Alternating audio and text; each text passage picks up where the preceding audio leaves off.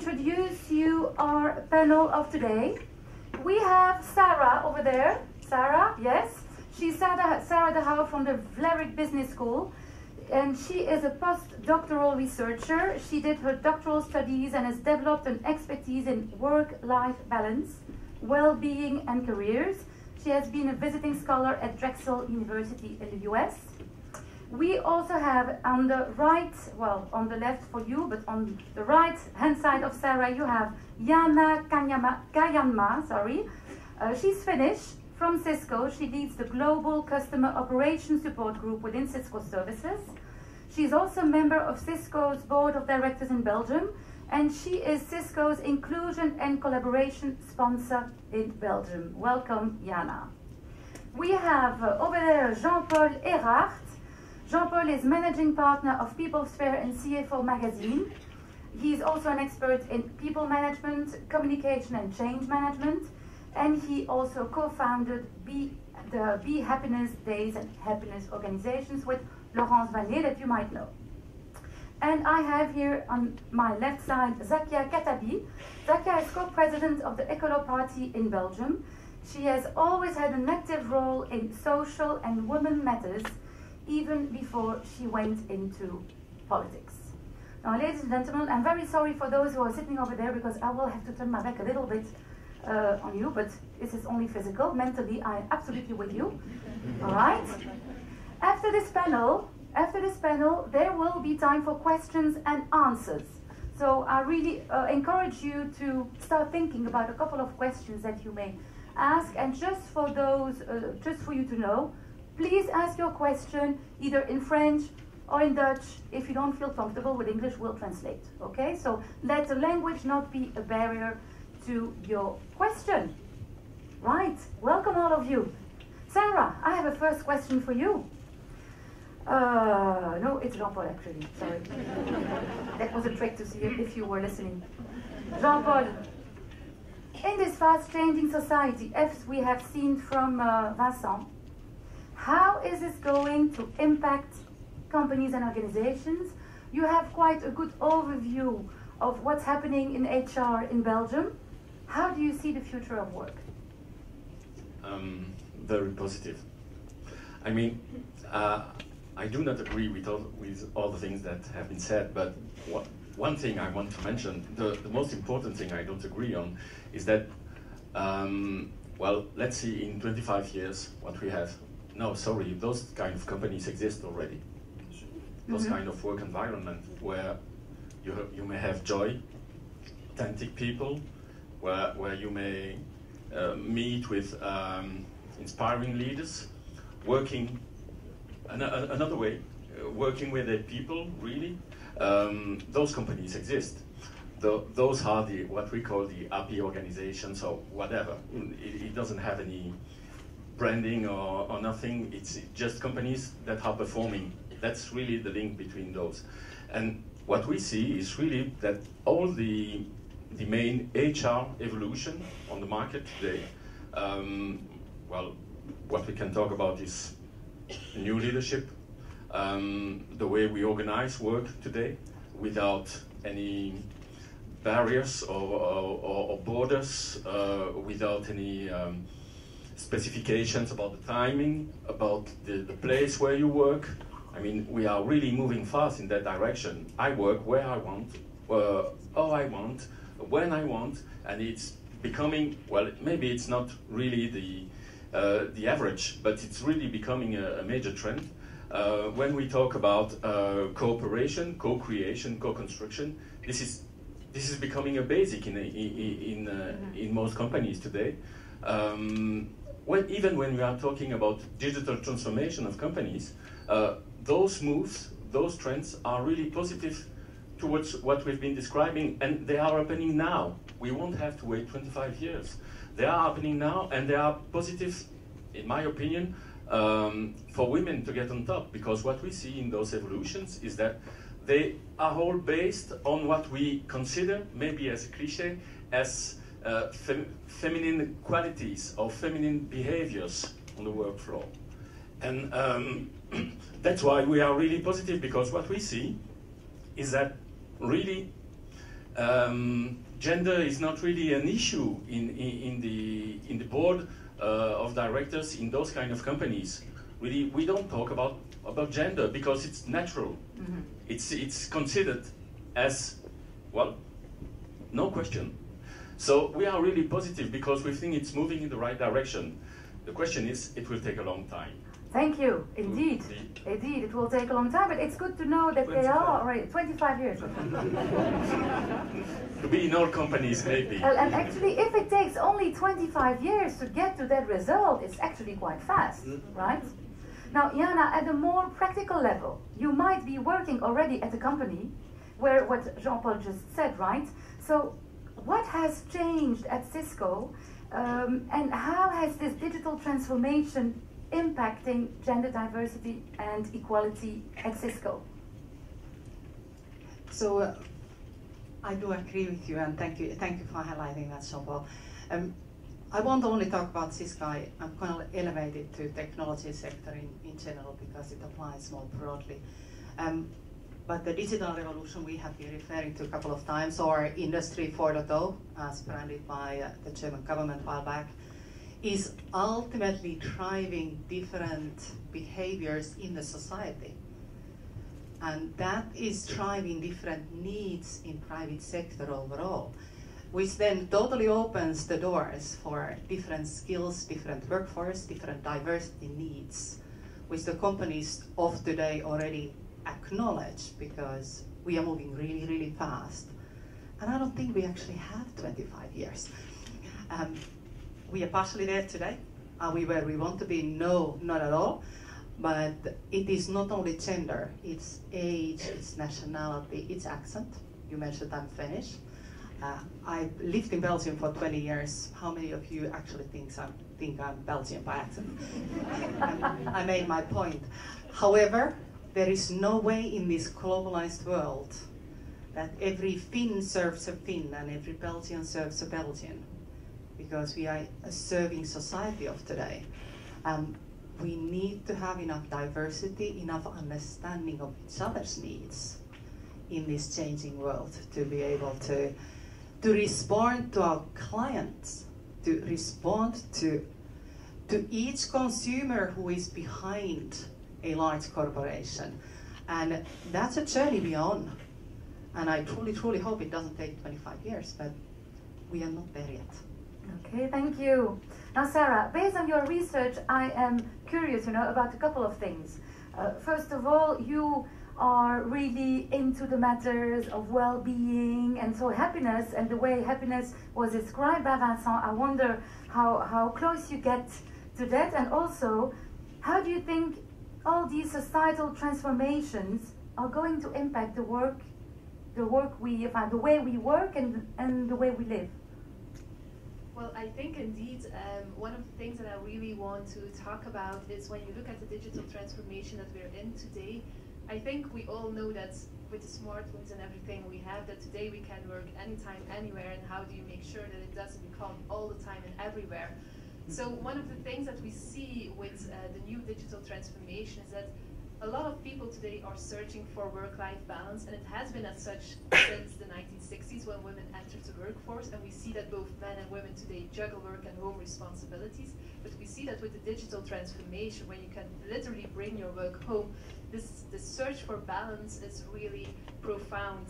And one of the questions that I always get when people come to sessions on work-life balance is they're always looking for that magical formula to make sure that they can have it all.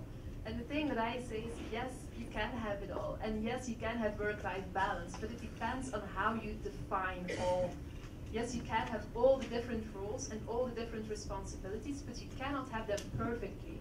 And I have to admit, if I look at the Facebooks of my friends, they seem to have the perfect days with perfect trips and going out with people and running 5 kilometers, 10 kilometers, and I'm questioning myself, wow, what am I doing wrong? Well, actually what we see is that with those types of things, we put a lot of pressure on ourselves, and we tend to take a look at, well, there are the standards. Society puts the standards really high on all those different roles. And to me, balance is actually about taking time to think about, okay, these are my choices. These are the different roles that I have. Which roles are important to me? And what do I want to accomplish in these roles? Maybe for you it's about being able to just be there for dinner at night and to have dinner with your kids, and then there's no mobile phones disturbing or anything like that. Perfect time. Yeah, exactly. Was this organized? Yeah, it's a little stunt we did, but to me it's really about taking time to think those things through. And there I really agree with Vincent, where he says we need to go back to thinking about what is it that we want, and also act on that, and act from authenticity. And that's the same way that I always say, if you want balance, that's what you need to do. You don't have to go run in the rat race, but take some time to think about what's important to me and also act on that. So there I actually found a lot of rapport with what Vincent was saying. So you do agree with him? I do agree. Okay, nice to hear, huh? Yes, yes, yes.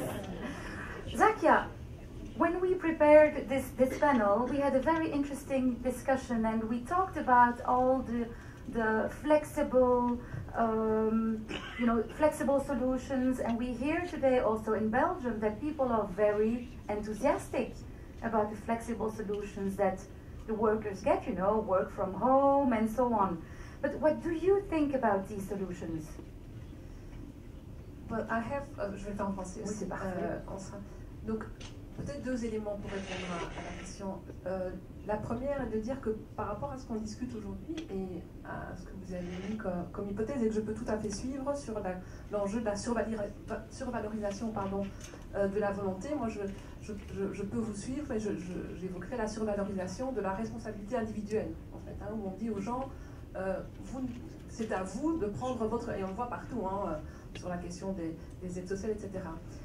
Et en même temps, et c'est là où je ne vous suis pas jusqu'au bout, et donc c'est aussi une question que je vous adresse, c'est comment est-ce qu'on peut en effet dénoncer cette survalorisation de la responsabilité individuelle et en même temps penser que c'est à travers l'authenticité de l'individu quand il va au travail que les choses vont changer. Donc de nouveau, je trouve qu'est absent de notre discussion l'enjeu plus culturel. Et alors c'est là que je vais en venir pour répondre.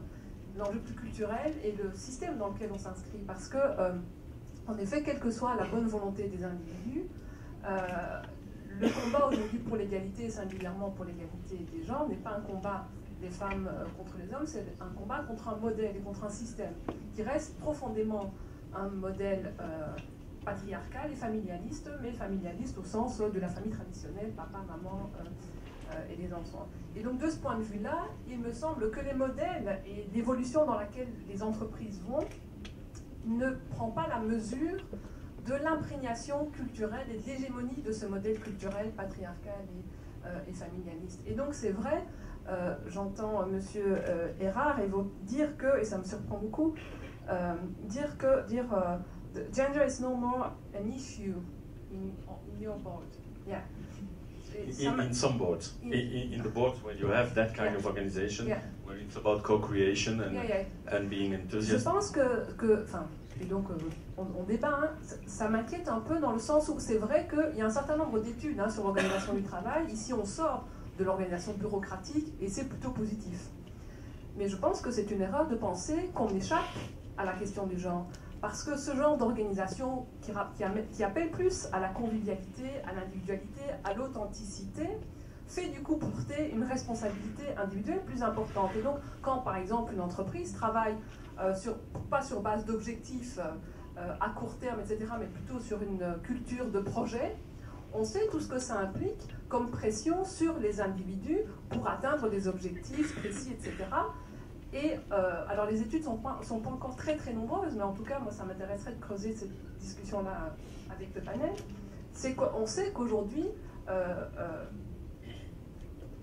il incombe encore aux femmes en majorité de gérer tout le volet familial, etc. Et d'ailleurs, et quand je dis ça, je pense tout de suite aux hommes qui eux souhaitent jouer ce rôle-là et dont on sait comme ils ont des difficultés à pouvoir l'imposer parce qu'eux-mêmes sont victimes d'un modèle patriarcal. Moi, je connais plein de jeunes hommes qui souhaiteraient prendre le congé de paternité et qui n'osent même pas le demander parce qu'on leur renvoie une image totalement dépassés, ou ces hommes qui souhaitent aller, par exemple, qui subissent des violences conjugales et qui n'osent pas aller porter plainte parce que ils sont reçus, par exemple, dans un commissariat, on leur dit mais enfin c'est quoi cette femme nette qui se fait taper par une femme. Donc ce que je veux dire c'est que on reste imprégné d'un modèle culturel vis-à-vis duquel, je pense, on continue à reproduire. Et donc c'est vrai que bon, l'entreprise n'est pas imperméable aux évolutions sociétales, mais aussi aux freins sociétaux.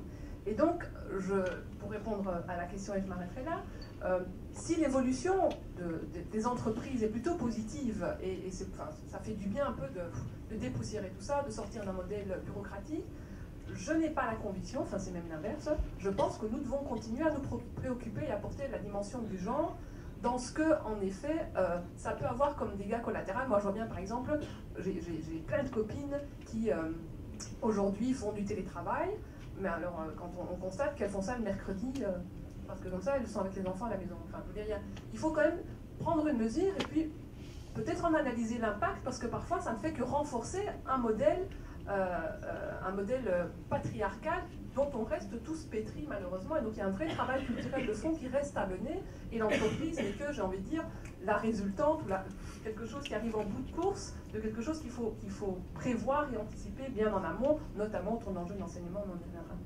So, flexible working solutions could in fact only increase this gender gap by women who would work from home, for example on a Wednesday, but in Wednesday afternoons are basically doing the taxi, as some of you may know what you do on Wednesday afternoon. For those who have take a 4/5 on Wednesday afternoons, you're basically running, right? And so it doesn't leave the space in this respect for your partner to be more included into the household and so on. So this is your thing, it's about this risk that this flexible solution could actually have the opposite effect. That's it, huh? Vincent, what do you think about this? C'est une parole d'or, on ne peut rien dire, parce que toutes les études sociologiques le montrent. On a beau faire blabla, toutes les études sociologiques, les études sur le travail, montrent qu'il y a une discrimination, mais énorme. Alors qu'il y a 2-3 entreprises où ça va, bon, d'accord, peut-être, mais ce que l'on voit, la dernière étude que j'ai lue, c'était une étude du 1er mars, il y a quelques jours. C'est le ministre du Travail japonais qui s'inquiète et qui a fait une étude en interne sur les entreprises japonaises. Et un tiers des femmes japonaises se disent harcelées au travail. Source d'angoisse énorme. 8% seulement de japonaises sont à la tête d'une entreprise de plus de 100 personnes. 8%. Et lorsqu'on voit les études sociologiques, on s'aperçoit que les femmes qui dirigent, qui ont des fonctions de dirigeantes, c'est entre 10 et 15%. Et 15%, c'est énorme. Je pense que 25 ans, ça sera très rapide. Parce que l'accent, et je me suis mal fait comprendre, je m'adressais effectivement à des décideurs. Quand je vantais l'authenticité, c'était plus un discours pour des décideurs qui pouvaient dire « on va mettre de l'authenticité maintenant ». Mais c'est vrai que du point de vue des employés, non seulement les femmes ne sont pas au poste de décision, mais ça vaut à tous les niveaux. Vous prenez la RTBF, je suis sûr que c'est des hommes qui la dirigent. C'est sûr, c'est sûr. Et il y a une femme qui dirige, enfin une femme qui a un département pour 10 hommes. À chaque fois, lorsqu'on monte à la tête des entreprises, aussi libérée soit-elle, aussi happiness soit-elle, il y a toujours une femme et 10 mecs. C'est une femme et 10 hommes. Voilà. Et qui doit se battre contre les blagues sexistes, qui doit se battre contre la pression, etc. Donc n'enjolivons pas la situation, il n'y aurait pas de forum jump si la vie était rose et s'il ne fallait pas attendre un tout petit peu. On voit quoi? On voit que le problème, il est politique. C'est même pas une question culturelle pour moi. Parce que au niveau culturel, les hommes ont eu des femmes, ont eu des mères, excusez-moi, qui savaient conduire, qui étaient indépendantes. Donc au niveau culturel, on sait que les femmes peuvent diriger les maisons. On a tellement de familles monoparentales qu'on comprend que la femme, elle assure. On le sait culturellement que les femmes, elles assurent. Et d'ailleurs, quand vous parlez un peu avec certains patrons, ils disent « oui, les femmes travaillent mieux que les hommes ». C'est clair, on le sait. Mais elles sont toutes moins bien payées. 27% de différence de salaire à poste égal. Et il faudra peut-être attendre plus que 25 ans pour que ça se résorbe. Donc le problème, il n'est même pas culturel. Il vient de la culture, mais il est sédimenté dans de la politique.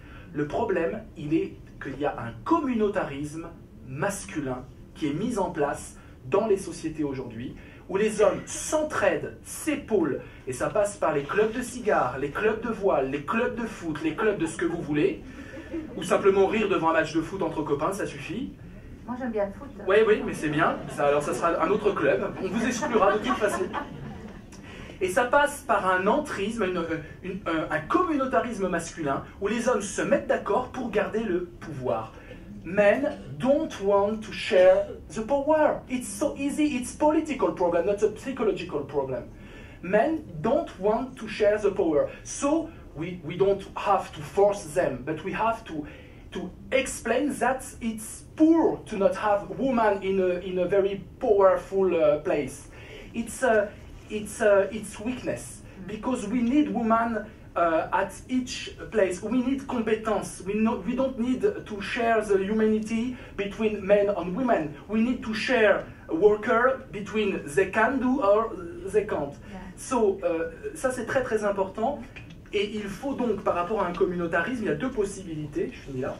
Soit on se construit nous-mêmes, enfin nous-mêmes, je suis dans le camp des femmes, le combat féministe qui ne concerne pas les Vous avez dit, c'était un féministe, hein.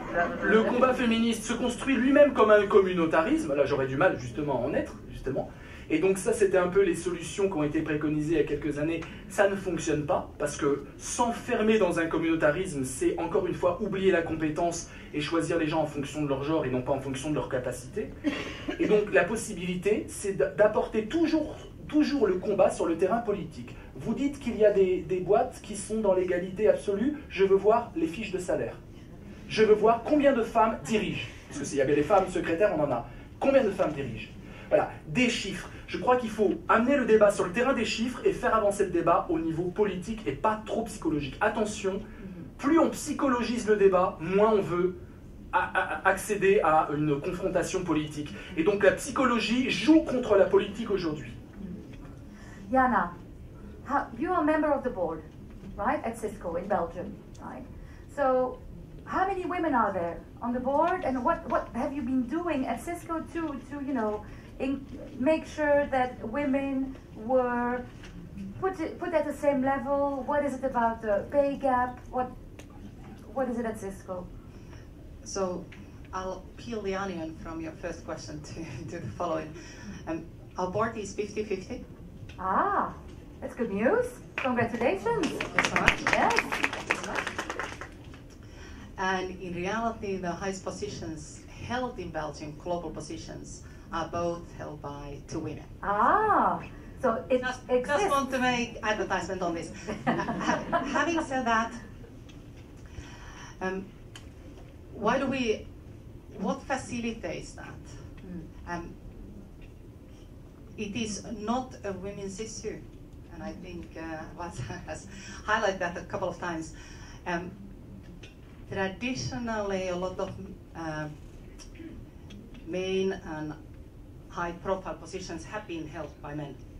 This is a shared opportunity, and women will only proceed in their careers if both men and women are willing to support that change. Mm-hmm, absolutely. As Vincent talked about surrendering power, to me it is that, plus it is what does the society, coming to the political parties for example, what does the society do to support the cultural shift and the legal shift for men to opt to do different things that has been expected from the superheroes of the past? Mm-hmm. How do you still feel valued if you do things differently than you used to in the past? Mm-hmm. So that it naturally generates room for diverse thinking, whether that is gender, whether that is age, whether that is any other way of being different. Mm-hmm.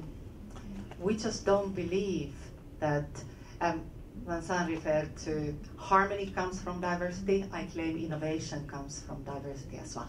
Mm-hmm, absolutely, thank you. Sarah, would you like to add something to what Jana just said? Yes, actually, when hearing the conversation, there are actually two things that I would like to add. The first thing is when we talk about authenticity and about taking individual responsibility also of the choices, and you hear this indeed a lot, that you are responsible for your own career, you're responsible for your own job security. To me, I think indeed the answers might be in more individualized solutions for every employee, where we understand that not thinking about gender or race or whatever it might be, but every person is different and there's no one-size-fits-all solution, so we need individualized solutions. And that's also why I'm positive about Minister Peters, who is looking at all those different types of also individualized solutions. I really like that, but I want to stress it's not because it's an individualized solution where people need to think through what is it that I want, that there's no responsibility left for the organizations and for society. I think there's a huge responsibility for organizations, for supervisors, for HR managers to support people in thinking through what it is actually that they want. And you see, for example, today that there are a lot of career coachings happening, which I think is a really good thing. And if you talk with career coaches, most of the questions aren't just about I want to take the next step and what should I do, but are about how can I really fit my work in my career, how can I do this? So you see that people are really looking for some person who can actually help them in this and think this through. And I think that is what is really important. Absolutely. So it's not a wild card for organizations to say, it's your responsibility, Right. I take my hands off. Absolutely. Now, just to move the debate to also another important point, Jean-Paul, that we had during our discussions, I believe that you see female entrepreneurship playing an important role in moving our society forward. Can you tell us more? And I will ask Zakia afterwards, what is your idea about entrepreneurship, female entrepreneurship, and also from the political view, what kind of support? But first to Jean-Paul. Just one or two things to make it clear. What we are saying, what we are seeing actually, is that when we are saying, well, we shouldn't wait 25 years, it means that it already exists today. Is it the majority of the companies? No, sure.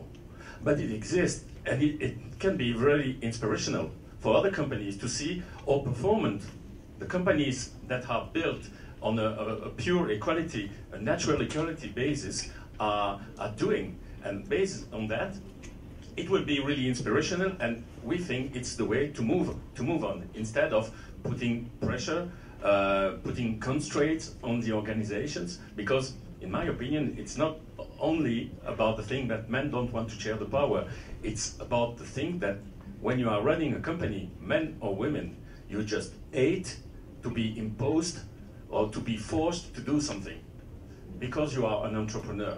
And that's why we don't like quota, that's why we don't like new laws, regulations, because you're just forced to do something that will maybe happen naturally, maybe, if you are inspirational, but maybe it will happen. That's what we wanted to say. When we're looking at companies today, if we want to move faster than what we are doing now in terms of gender equality, what we see is that actually entrepreneurship by women are really a good way to accelerate things, to get faster to the, well, not really to the objectives, but to the new kind of environment, work environment, where you are having actually diversity, equality as as something which is in the DNA of the organization. That's really a way to move on faster than what we have. Because it will, in my opinion, require 1 or 2 generations to see really an evolution in the management boards and so on. But when you have women as entrepreneur, you see that you are creating new kind of companies, that you are creating a new work environment which is much more aligned with the way the society is moving today. Okay, so female entrepreneurship is contributing in moving maybe faster than 25 years? Strongly. Strongly? Strongly. Zakia, what are your thoughts about female entrepreneurship? Je pense en effet que plus il y aura de femmes entrepreneurs, mais aussi à des postes à responsabilité, on accélérera l'évolution de la société, parce qu'en effet, ça permettra aux petites filles, mais comme aux petits garçons, de pouvoir, d'abord aux petites filles, s'identifier à des femmes qui sortent des chemins qui étaient tracés pour elles, hein, des femmes dans les carrières scientifiques, des femmes, voilà, des femmes entrepreneurs. Et donc sur l'entrepreneuriat au féminin, j'ai rencontré cette semaine l'UCM sur ce sujet-là, en effet. Donc, ce qu'on remarque, c'est que les revendications des femmes entrepreneurs, elles ne sont pas tellement différentes de celles des hommes, en fait. Mais ce qui paraît clair, et ça revient un peu à mon introduction, c'est qu'elles ne pourront réussir que si on permet aussi aux hommes de se libérer du modèle dans lequel on est. Si dans un couple, une femme décide de mener son propre, de créer sa propre entreprise, avec tout ce que ça a comme charge actuellement, mais qu'à côté de ça, son compagnon ne peut pas libérer du temps, par exemple s'il y a des enfants, eh bien le choix sera posé par un divorce. Alors non, je n'irai pas jusque-là, mais en tout cas, souvent on constate qu'alors ce sont les femmes qui revoient leurs ambitions à la baisse, si je peux dire comme ça. Et donc vraiment, s'il y a un message que j'ai envie de laisser à travers ce forum, c'est de dire que l'évolution des femmes ne passera aussi que par la libération des hommes de ce modèle dont ils sont eux-mêmes des victimes. Ça, c'est vraiment, c'est une obsession chez moi depuis toujours de dire aux hommes, vous êtes victimes d'un modèle patriarcal et familialiste. Sur la question, donc je continue là-dessus, sur l'entrepreneuriat au féminin, c'est vrai que certaines femmes entreprennent aussi parce qu'elles se disent, je vais créer mes propres conditions en termes de... Voilà, mes propres conditions favorables à mon évolution dans le monde du travail.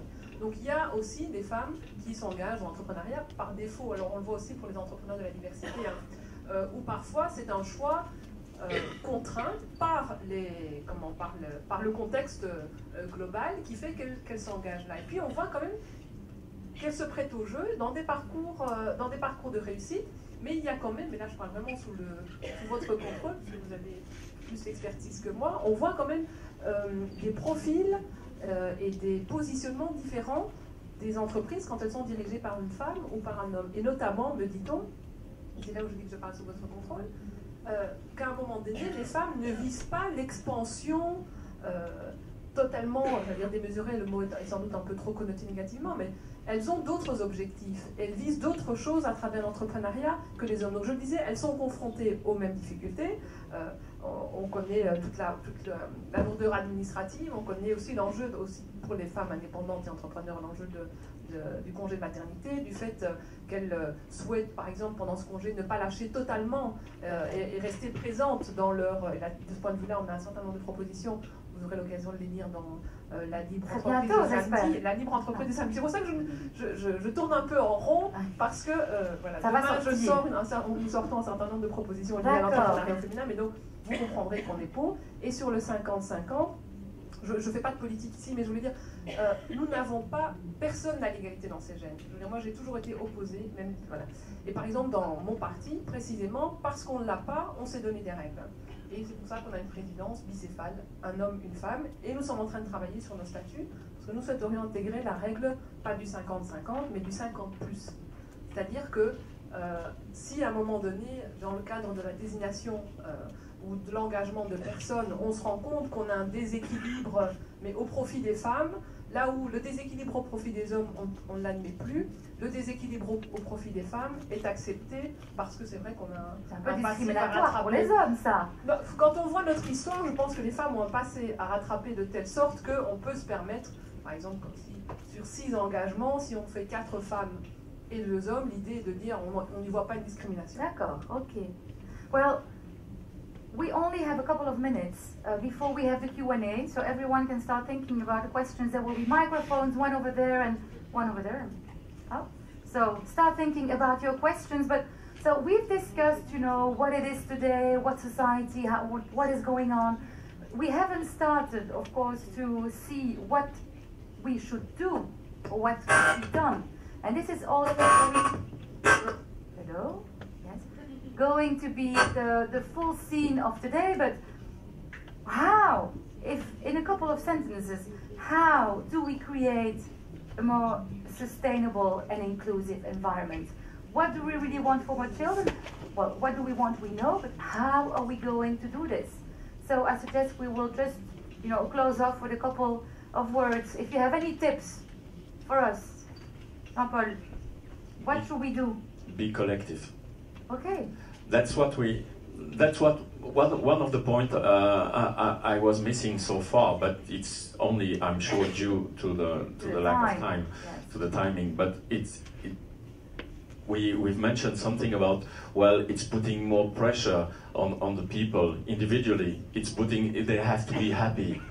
Well, they have to choose, they have to decide, they have to organize, and we have plenty of paradox on the market, in the working environment. You have to care for your work-life balance, but you have to be performant. You can work at home, but you need to be there when we need you, and it's always a paradox. The way to solve and the way to avoid the feeling of guiltiness for the people is to be collective. What we see in those breakthrough organizations is that they don't set individual objectives anymore. We have collective goals, and we need to be together. So men, women, we don't care. We have to make that together, and that's, to me, the key for the future. Okay. It's be collective. Thank you. Sarah, in a couple of words. I think for me it would be stressing, be true to yourself and to the things that you indeed like to do, and you do this indeed in a collective manner, where I think indeed if you take time to really think through what is important to me in all my different roles, and if you communicate it and can openly communicate it in a collective, where I can see how can you as colleague help me out and go back and forth on that, I think that would be the way forward. And to have respect for every individual's choice and how individualized that is. Thank you. Jana, how? After the why, the how.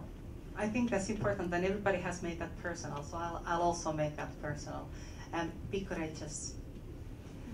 Be courageous in saying yes and leaning forward and taking responsibilities at home or at work.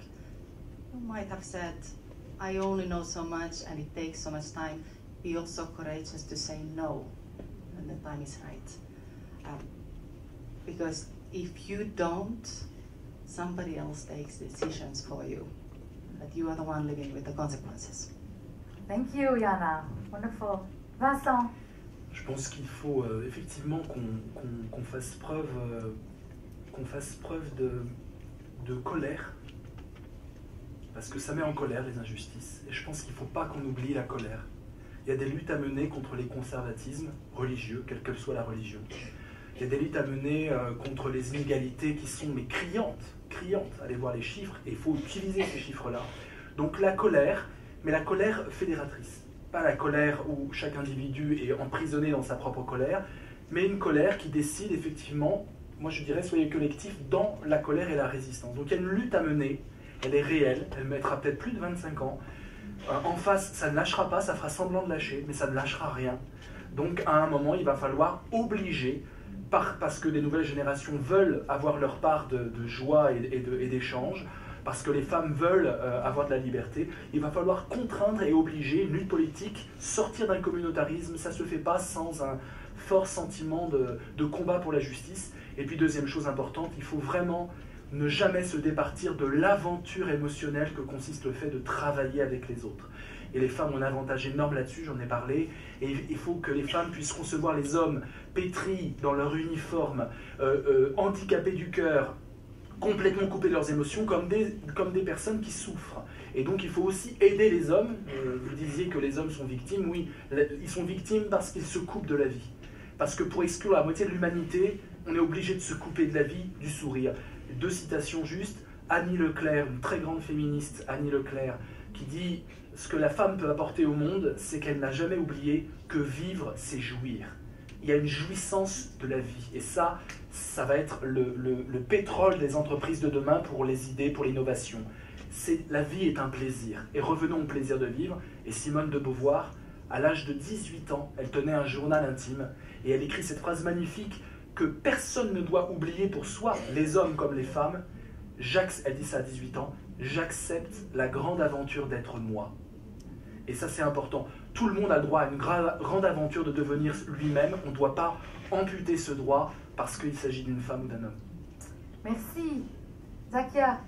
Moi, je voudrais venir en amont de tout ce que vous dites. C'est vrai que ce que vous mettez en avant, Vous avez 1 minute 30. Oui, oui, hein, relève, juste, hein. oui, ça va être très court. Relève de la résistance par rapport à une situation que nous dénonçons aujourd'hui. Donc moi, je mise sur les générations futures. Je pense qu'on n'y arrivera aussi que par nos enseignements et l'éducation des générations futures. Ouais. Et c'est sans doute là qu'il y a un travail à faire si on veut changer vraiment et passer à un autre paradigme. Donc le courage, c'est Hein. parfait, c'est parfait, c'est parfait. J'ai hâte de lire ce qui sort dans la libre entreprise alors, vu que vous ne lâchez pas le morceau sur le comment. Bien, ladies and gentlemen, it is time for your questions. Let me see where are the microphones. I have already one question over there.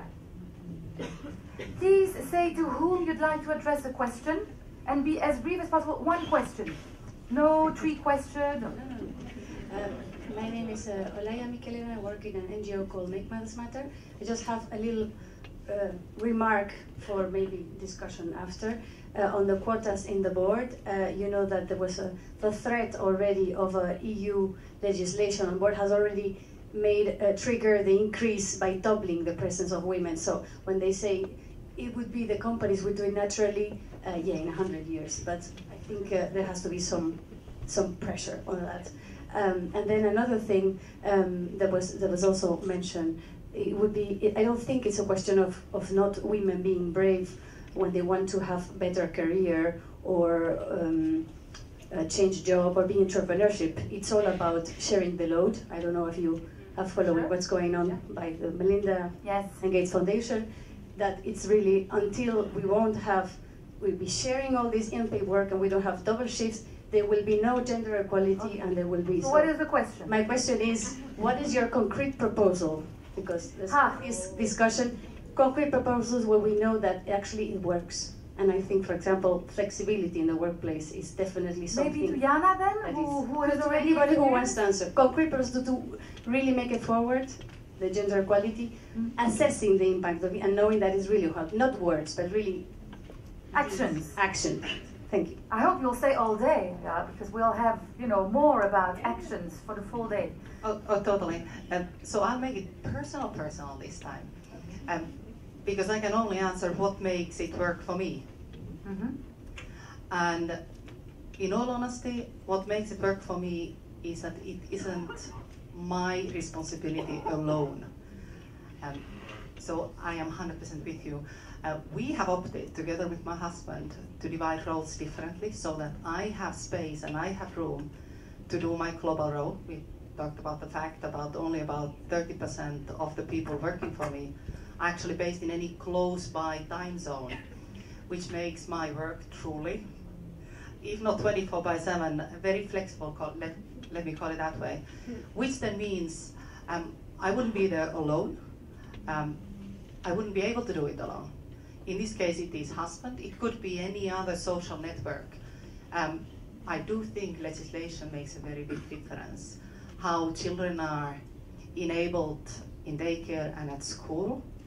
How you're elderly. If you don't have children to care, you might have your parents to care. You might have other friends or relatives to care. What support does the society give to each one of us around us for us to make choices? Okay, thank you. Thank you, absolutely. Yes, a question over here.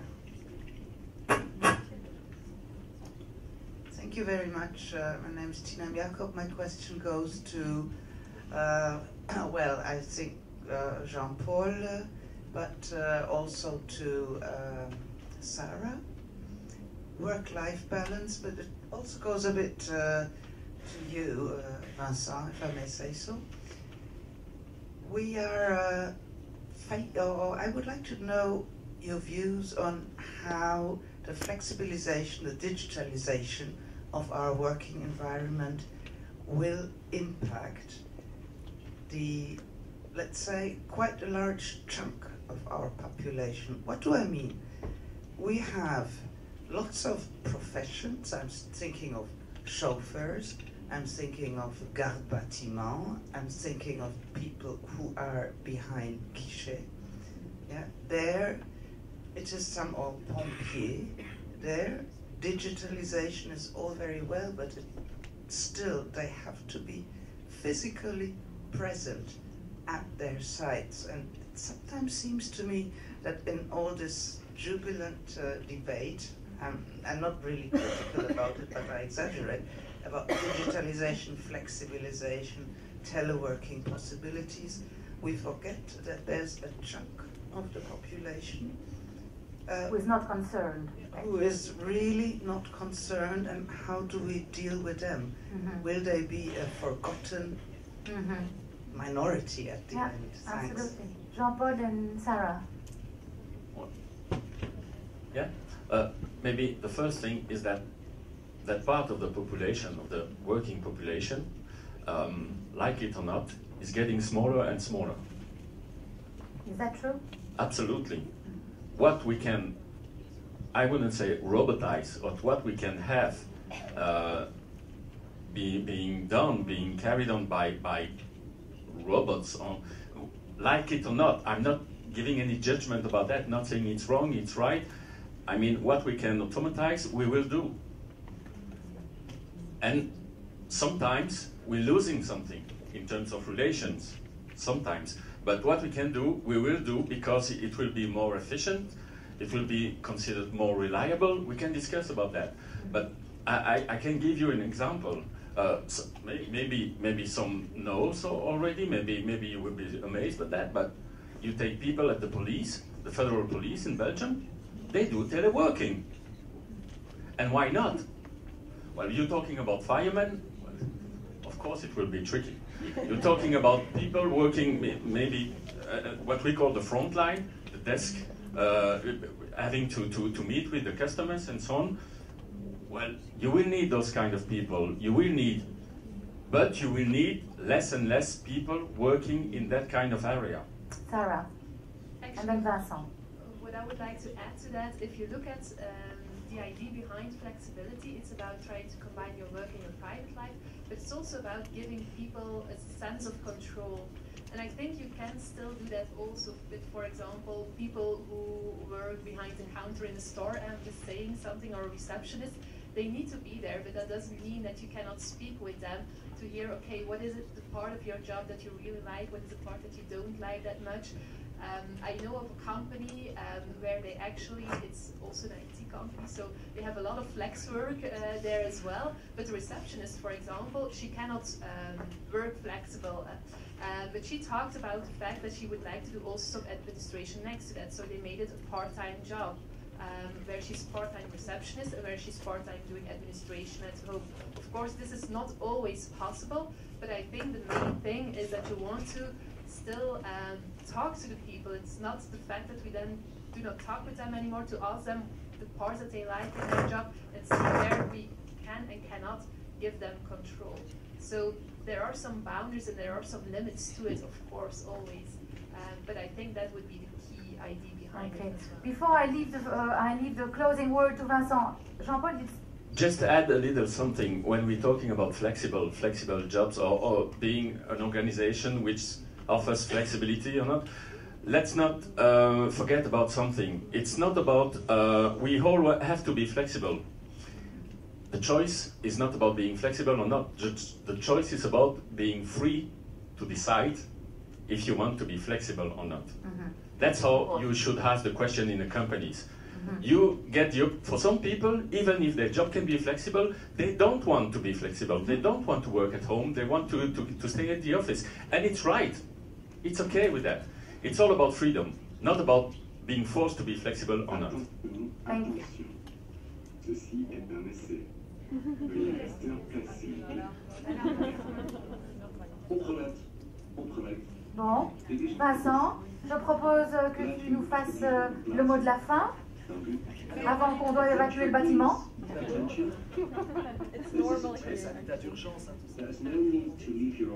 ne sais pas. Est-ce qu'on entend Vincent au niveau de la technique?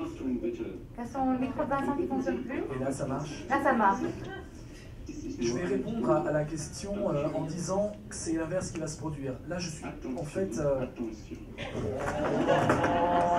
la concurrence automatisée. Voilà, l'automatisation des tâches. D'accord. On a un petit souci. On parlait des pompiers. Oui, mais Ça va sonner? Ah, vous êtes au courant? Ah, ils ont décidé de faire ça aujourd'hui. C'est tous les jeudis. Ah, ben ça nous rassure. Bon, ben voilà, au moins on est rassurés. Vous voyez, c'est ça. C'est ça l'automatisation. C'est du grand n'importe quoi. Donc à un moment, plus on automatise, plus l'humain va gagner en importance. Et pour vous répondre, madame, ça va être très simple. Plus le monde se digitalise, plus le réel va devenir important. Et la personne au guichet va gagner en importance. Et le chauffeur de bus va gagner en importance humaine. Je travaille beaucoup dans les compagnies sur la digitalisation des métiers.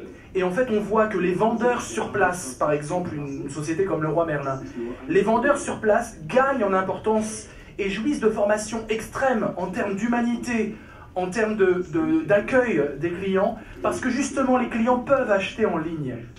Et que s'ils font l'effort de se déplacer en magasin, c'est qu'ils ont des attentes humaines supérieures à ce qui avait lieu il y a 10 ans ou 20 ans. Plus le monde se digitalise, plus le réel gagne en importance. Et on aura besoin, ça va devenir du luxe bientôt, d'avoir quelqu'un en face qui pourra répondre à nos questions qu'Internet ne pouvait pas satisfaire. Ça va être un luxe d'avoir quelqu'un qui va nous expliquer le produit en y mettant son cœur et sa passion, et pas simplement une fiche technique qu'il nous raconte et qu'on peut avoir sur Internet. Et ça, c'est valable aussi dans l'éducation. L'éducation, on pourrait la digitaliser, on pourrait mettre des vidéoconférences avec les meilleurs profs du monde entier qui nous desserviraient des connaissances, mais on a besoin du lien humain. Et donc dans un monde où tout se digitalise, le lien humain va devenir central. Et c'est aussi juste une phrase de conclusion, et je finis là-dessus avant que le feu commence et l'alarme se déclenche. Phrase de conclusion, c'est prenons conscience tous que les choses ne sont pas données d'avance. Ayons conscience des luttes, réinventons les luttes de demain, misons sur les... Je résume tout comme ça, c'est bien. Misons sur les nouvelles générations qui sont évidemment l'avenir. Heureusement, l'espoir, il est là. Et elles sont à l'affût des injustices et des manipulations. Elles sont très au fait de ça. Et surtout, comprenons que c'est en jouant à égalité dans un sentiment de justice qu'on pourra trouver quelque chose qui est fondamental aujourd'hui. Et tout le monde court après ça, le sentiment héroïque de sa propre vie. En fait, ce que l'on a fait jusque-là, c'est qu'on a voulu priver les femmes d'héroïsme, et un forum comme Jump essaie de réhabiliter cette partie héroïque auquel tout être humain aspire. Yes!